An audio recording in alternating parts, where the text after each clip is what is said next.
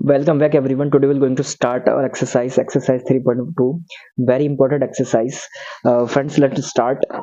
First example is find x in the following figure. The question is find x in the following figure.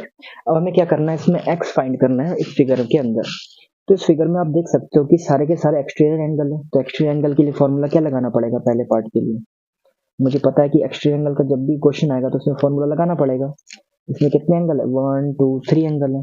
तो measure of angle 1 plus measure of angle 2 plus measure of angle 3 is equal to 360 degree. पहले वाले major का angle कितना है? 125 degree. Measure of 2 कितना है? Second वाला भी 125 डिग्री। और तीसरा एक्स है तो एक्स एज इट इज लिखो, इज इक्वल टू 360 डिग्री। 125 होता है आपका 250 डिग्री, ठीक है। और plus x degree is equal to 360 degree. जैसे 250 उधर के माइनस हो जाएगा तो एक्स इज इक्वल टू कितना आ जाएगा? तो 250 350 तो 110 डिग्री। इस तरह से हमारा एक्स निकल गया पहले पार्ट का। सेकंड पार्ट में हम क्या करेंगे? सेकंड पार्ट में भी चार एंगल्स हैं, 1 एंगल 2 एंगल 3 एंगल 4 एंगल, ठीक है। तो उसके लिए हमें क्या करना पड़ेगा? देखिए इसमें कितने एंगल है?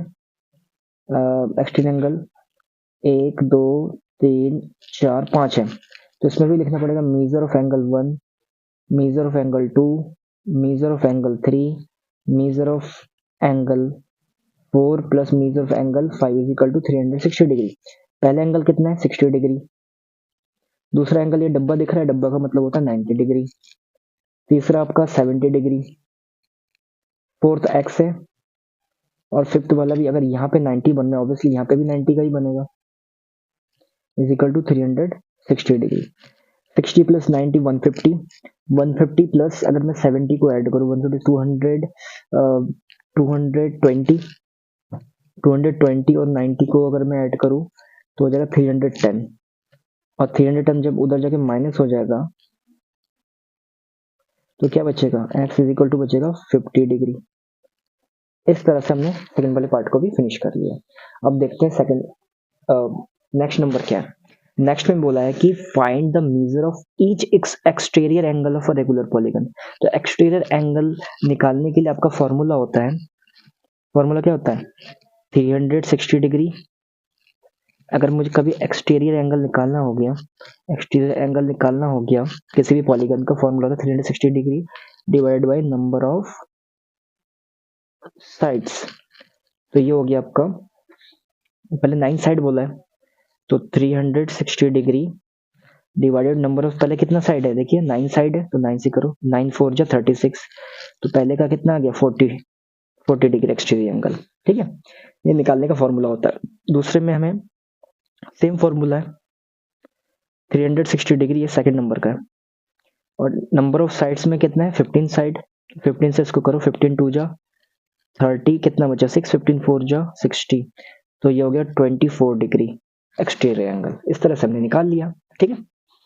तो अब बढ़ जाएंगे हम नेक्स्ट क्वेश्चन की तरफ। How many side does the regular polygon have if the measure of N exterior angle is 24 degree. और हमसे साइड्स पूछा है रेगुलर पॉलीगन का, तो फॉर्मूला क्या है? हमसे साइड पूछा है तो number of sides of a regular polygon, formula क्या होता है? 360 degree divided by exterior angle. अब 360 डिग्री और एक्सटीरियर एंगल कितना है? 24। तो ये हो गया आपका 360 डिग्री डिवाइडेड बाय हो गया 24। कट करते हैं, 6 4 जा 24, 6 6 जा 36, तो ये हो गया 60। यानी 60 को जैसे मैं 4 से करूंगा कट, 15 4 जा 60, तो ये आ जाएगा 15 साइड्स, ठीक है। अगर आपको नंबर ऑफ साइड्स पूछा है रेगुलर पॉलीगन का तो डिवाइडेड बाय एक्सटीरियर एंगल, अगर आपको एंगल पूछा है तो divided by number of sides. ये फॉर्मूला होता है, ठीक है। नेक्स्ट क्वेश्चन है how many side does a regular polygon have if the interior angle दे रखा है। तो जब भी आपके पास इंटीरियर एंगल गिवन हो तो सबसे पहले आप 180 में से इस 165 को माइनस करो। क्यों करो? क्योंकि जो कॉन्वेक्स होता है वो कॉन्वेक्स हमेशा 180 से छोटा होता है, तो उस 180 से हमें 165 पहले माइनस करना पड़ेगा। तो 180 से 5 से माइनस करूंगा तो कितना बचेगा 15 डिग्री। ठीक है, तो हमें क्या निकालने के लिए बोला, हाउ मेनी साइड्स, तो नंबर ऑफ साइड्स, इसमें भी वही same to same formula, number of sides, ये जो ऊपर लिखा है of a regular polygon is equal to, पहले 180 माइनस 165 कितना बचेगा 15 डिग्री। तो अब क्या करना पड़ेगा, 360 डिग्री को क्या करो 15 से करो डिवाइड। तो जैसे आप इसको डिवाइड करोगे तो 15 से 15 टू जा 30 और 15 4 जा 60, तो 24, तो 24 आपका क्या हो जाएगा डिग्री। आपसे क्या पूछा, नंबर ऑफ साइड्स पूछा है, तो ये 24 साइड्स हो जाएगा। ठीक है, इस तरह से हमने फोर्थ वाले पार्ट को भी कर लिया है। अब बढ़ते हैं फिफ्थ वाले पार्ट की तरफ, ये थोड़ा स्टेटमेंट टाइप का, इसको देखते हैं। It is possible to have a regular polygon with the measure of each exterior angle as 22 degree, with measure of exterior angle 22 degree। इसे बोला it is possible to have a regular polygon with measure of each exterior angle at 22 degree. तो ये हमसे पूछा है सही बात है कि गलत बात है, तो ये ऑब्वियसली बात है। देख लेते हैं इसको क्या है, मतलब हमें ये देखो, हमसे पूछा है कि it is possible have a regular polygon with measure of each exterior angle 22 degree. तो ये हमें कैसे बताना है, अगर मैं क्या करूं 360 डिग्री को 22 से मैं देखूंगा कि कट हो पा रहा है नहीं हो रहा है। अगर एक परफेक्टली कट हो जाता है तो इसका मतलब ये है कि पॉसिबल है, अगर नहीं कट हो पाता है तो इसका मतलब पॉसिबल नहीं है। कैन इट बेन में interior angle of a regular polygon, क्या ये इंटीरियर एंगल हो सकता है। तो इंटीरियर एंगल के लिए क्या करना पड़ता है, सबसे पहले 180 में से उसको माइनस करना पड़ता है।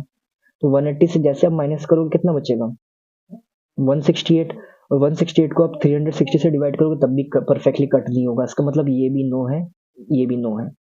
What is the minimum interior angle possible for a regular polygon.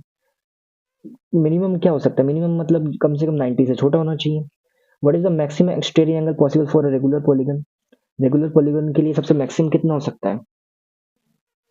इसके लिए तो मिनिमम इसके लिए 60 डिग्री हो सकता है, क्योंकि एक इक्विलेटरल ट्रायंगल के हर एक एंगल 60 का हो सकता है, तो मिनिमम 60 हो सकता है। लेकिन जब मैक्सिमम की बात करें तो मैक्सिमम 120 डिग्री हो सकता है। ठीक है, याद रखिए। इस तरह से आज हमने 3.2 के सारे क्वेश्चन खत्म कर लिए, तो मिलते हैं अब नेक्स्ट पार्ट्स की तरफ।